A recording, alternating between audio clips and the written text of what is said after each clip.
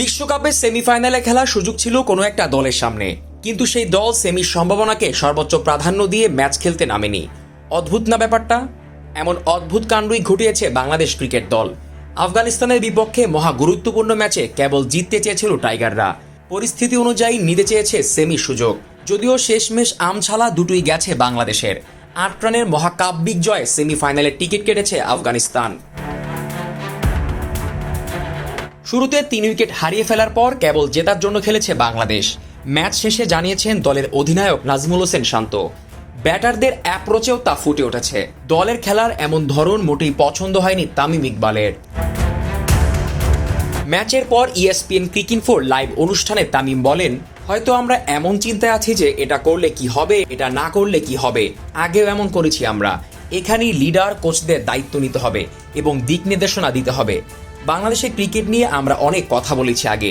যদি তারা আফগানিস্তানের কাছে হারে তাহলে এই বিশ্বকাপ হয়, কিন্তু যদি তারা রানটা তাড়া করতে চাইতো, তা অর্জন করতে পারতো, তাহলে আমরা অনেক ভিন্নভাবে কথা বলতাম। আমি কিছুটা অবাক হয়েছি যে এক পর্যায়ে মনে হয়েছে যে তারা রানটা তাড়া করতে না চেয়ে ভেবেছে শুধু জেতার চেষ্টা করে দেখি, যা আমার পছন্দ হয়নি। আমি মনে করি চেষ্টাই করে দেখো না, হারলে তো হেরে গেলই, কিন্তু জিততে পারলে এমন কিছু অর্জন করা যাবে যা ইতিহাসে আগে হয়নি। প্রধান কোচ চান্ডিকা হাথুরু সিং অবশ্য আগেই বলেছিলেন, সুপার 8-এর পর বাংলাদেশ যা অর্জন করবে তাই বোনাস।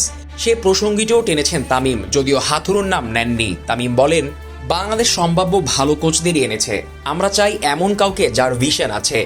যা বললাম, যদি ভিশন না থাকে, আপনি যদি সুপার 8 নিয়ে স্বস্তিতে থাকেন এবং মন্তব্য করে বসেন এখান থেকে যা পাওয়া সব বোনাস, তাহলে স্পষ্ট বোঝা যাচ্ছে আপনার কোনো ভিশন নেই।